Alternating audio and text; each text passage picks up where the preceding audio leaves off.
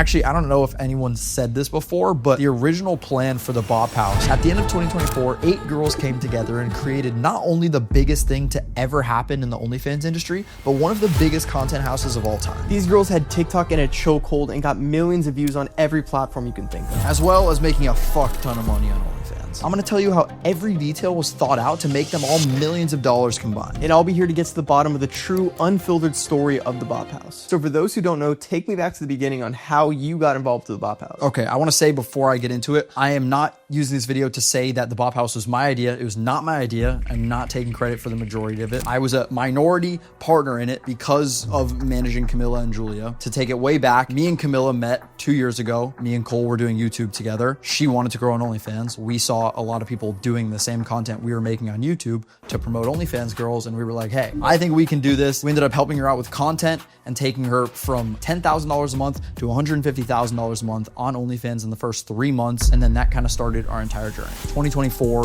around the middle of the year, Camilla was starting to blow up on TikTok a lot. You know, we were already making good money on OnlyFans, about like $350,000 a month, but not generational. She wasn't what she is today. But when TikTok started, it kind of changed everything for us. And honestly, the whole OnlyFans industry, because Camilla was actually banned on TikTok for like 6 months, didn't even care about the platform. You can attest to that. We didn't give a fuck about TikTok. Not an ounce. I still really don't care too much about it myself. And Camilla started posting on TikTok. She gained this massive fan base. This led to somebody commenting on a video saying, you look like Sophie Rain, to which obviously trying to bait more engagement, I have her reply, who's Sophie Rain? Sophie Rain then sees this video, comments on it. So then this got us connected. Sophie Rain was essentially one of the biggest OnlyFans girls on any social media, as well as Camilla at the time. I think they were kind of hand in hand for who was, you know, more well known. I think Sophie had more followers, but Camilla had more of that like cult fan base. It was like the perfect kind of combination, and we wanted to do something with that. So the combination of the two was kind of perfect. And then Camilla and Sophie started talking. We tried to set something up. And then as you guys probably remember, before the Bop House, the thing that was kind of the catalyst for knowing the Bop House was going to work was this fake beef between Camilla, Aisha, Julia, and Sophie. Like, they formed 2 duos and basically fabricated this whole storyline, which is already, you know, public, that they said this was fake on Camilla's podcast, but that Sophie and Aisha, who were friends, like real life friends, and they have their whole friend group, were like beefing. And then Camilla and Julia, we were orchestrating this fake beef at the time where Julia was like quitting Camilla's, you know, assistant, which is actually true. She was Camilla and my personal assistant for a brief period of time. So the fucking worst one. Yeah. She was not very good at her job, but it's true. It's okay. It's okay. She's up now. She's so up. She's so viciously up. She's good. So fucking good. But she was our personal assistant as well as Camilla's longtime friend. It's not like we choose some random girl. We were doing this whole Julia's quitting being the assistant to start OFs. And then we just infused them all together, and we were doing like these one-way podcasts between Camilla, Aisha, Sophie, Julia, and then we ended up doing like a 4-way podcast. And it was like 2 months of the most viral thing on TikTok for any demographic. And this was the first time Sophie was really talking on camera. So it was all these new things that were happening. This was in, I want to say, like October, September. December was when they came up with the idea for the Bop House. And I actually, funny enough, was like, I don't think it's that good of an idea. I was like, content house, ugh. So there's basically 2 parts to the Bop House. It was our group, me, Camilla, and Julia, and then all the other girls in the Bop House with like Sophie Rain and Aisha are a whole friend group. They all had the idea to do the content house, and they wanted to invite Camilla and Julia into it. That is how I became involved, because obviously, like I said, I was kind of skeptical about the idea. They started filming some videos in early December. They got this Airbnb in Fort Lauderdale, the craziest house you could possibly rent. They did these launch videos and they went viral as fuck. From that point on, validated that this was gonna go really well. So what exactly were the first videos posted, and what even was the plan? Did you know it was going to be as big as it was or last as long as it did? The very first video posted had nothing to do with us yet. They posted, I think, with Sophie and Aisha like holding a sign in front of the iconic crazy big house. So the intro video to Camilla and Julia was just something that we filmed in our house. We were just coincidentally doing a collab, you know, like Camilla and Sophie and them. We just kind of like half-assed this intro where they all did a dance together, and it was like, Camilla's in the Bop House, and we were like, I don't really know what this is gonna be yet. The plan, actually, I don't know if anyone's said this before, but the original plan for the Bop House, it wasn't like, oh, we're gonna move into this house and make a content house that's just gonna last forever. It was like, we're gonna get a house and then do 30 days worth of like YouTube videos, streams, and TikToks where people get like eliminated and there's a winner. So it was gonna be the Bop House. bop how? Yeah, I don't know. Just a singular bop? I think it was like, no, but like Big Brother type vibe. Like, it's like the Bop House, and like, it was like, oh, Camilla won the Bop House. Oh, I do remember being hit up about filming a reality TV show back. Yeah, the TikToks we were making were gonna just be the lead up to this Twitch stream or just long form YouTube. And it was like, oh, we're just doing the TikToks to promote like a one-off, one and done type of thing. Like and that's why hype up. That's why it was an Airbnb. That's why we didn't like, it was, if you look at the early content, it was very unorganized. It was kind of like, okay, there's some matching outfits here. There wasn't much substance at the beginning, and people kind of filled in the gaps. And this is actually a valuable lesson about like adaptation in business. Like, we start making these TikToks showing off the individual girl's personality. Like, there's a girl in the house that speaks Spanish. She was making videos in Spanish with all the other girls. And then Camilla was doing her classic interview style. This stuff became so viral, everyone's brain was just like, okay, we're just gonna keep doing TikTok. And I guess we're just a TikTok house now. A lot of the other girls in the house were like OF creators who just kind of did social media on the side. Camilla blew up off talking, and that's kind of what we brought to the table. We were like doing this podcast, and that's why I think a lot of people associated her from the beginning as like the leader, and they kept calling her that, even though like it wasn't her idea. She just kind of hopped in. She was the biggest personality. Yeah, like that's the truth. The most outspoken, because that just was the type of content she was known for. But I also think that definitely helped amplify the house off rip. And 2 weeks in, there's like these people making spin-off versions of the Bop House with no prompt from us. People were making Bop House auditions, and these girls are like, let me join the Bop House. I'm like, oh, we might have something on our hands here. What exactly did you do to make sure that all this content directly converted to OnlyFans? Yeah, this was actually another thing we never talked about, but one of the biggest issues, we were getting so many views. It was such like a dopamine hit. It was like, oh my God, we're getting famous. Like, Julia's growing 100K a day on TikTok, and Camilla was like getting crazy views, and I'm chasing these like highs. And then I realized, I'm like, wait, a lot of this actually isn't making us any more money on OnlyFans. Like, I've made more money on OnlyFans from like a semi-viral tweet or like a decent few weeks on just Instagram content. TikTok actually doesn't convert to OnlyFans that well. So we need to kind of reframe the intention, because obviously, like I said, a lot of these girls didn't even want to be influencers. Camilla and Julia do. Being an influencer and making TikToks all fun and games, but when you're doing OnlyFans, it's not like you're making money any other way on TikTok. You're not doing a brand deal for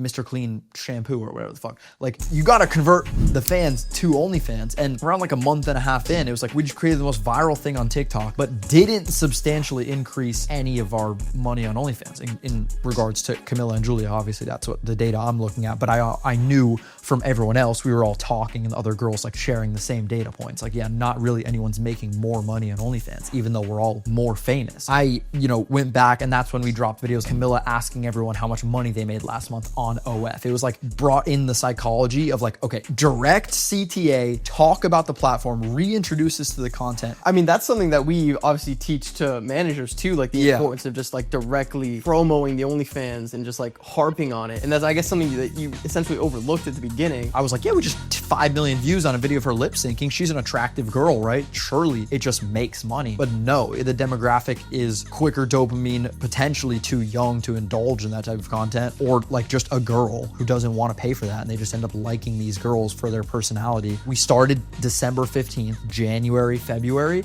That's when everyone really started to make a substantial increase in their money. Like, this is when, throughout this process, Camilla went from, $1 million to $1.7 million a month on OnlyFans, directly promoting, Instagram as well, but obviously still through TikTok and still through just growing her brand as a whole. So what did you do to just keep the house relevant and just talked about on social media? Yeah, that was our fear too, right? When you have your biggest month or something and you're like, oh shit, that was really cool. I made the most amount of money ever. And then the fear of like, holy fuck, now it's just gonna be way worse if I lose it all. That was like the constant feeling I had the entire time. Every time I would have a 10 million view video, it was like, fuck, what if the next video only gets 5 million views? And you're like, is this the last day? Yeah, how long is this gonna last for? We brought in rappers and Bad Baby? That was a Camilla thing, not a Bop House. It's the same principle, like keeping people relevant. Camilla had her podcast established. She was known for that. She did Ash Trevino during peak Bop House in February. She did the Ash Trevino podcast, which got 11 million views in 2 months. That's one of the most viewed podcasts of the entire year. It got taken down. YouTube fucked us on that one, but that's when we, started including not only in Camilla's content, but in the Bop House content, some controversial characters, bring people in just for one day. The importance of collabs was not top of my mind before this, but after I realized what it did and how it can kind of like, you can infuse somebody else's style into your videos. So it was collabs, and then just relentlessly being on top of new sounds and new trends and new video ideas. Like, we really studied depth depths of the internet that I've never seen before. Long form YouTubers and like people who I never watched. It proves like there's no scarcity of trends and ideas to go viral right now. It's really just about your intention, how much time you spend studying. There's some sort of pocket on the internet that you could, just tap into, infuse your creator that you manage or yourself into, and like get free views basically. People were leveraging that, and it was just making the Bop House bigger and bigger, making Camilla and Julia bigger and bigger. We tried to leverage like beef and stage beef between another house, make our own other house called the Asian house, and have them beef back and forth so we could control the narrative. Unfortunately fell apart because somebody was a murderer in the house. Yeah, proven to be innocent by the courts, self-defense and such, but the internet didn't really take to that very well. Was not curated by me. Shit failed, that's what I will say. Like,